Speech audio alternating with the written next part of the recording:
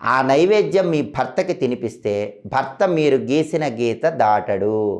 అందుకే ఆడవాళ్ళందరూ మొగుడు చెప్పిన మాట వినాలంటే ఏం చేయాలి?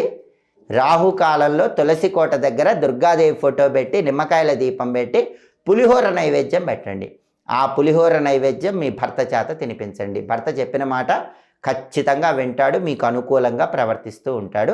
శత్రు బాధలన్నీ కూడా తొలగిపోతాయి, మీ మీద ఏడుపులన్నీ తొలగిపోతాయి. విపరీతంగా మిమ్మల్ని చూసి ఏడ్చే వాళ్ళు ఉంటే వాళ్ళందరూ కూడా ఎంత ఏడ్చినా ఆ ఏడుపు మీ మీద పనిచేయదు.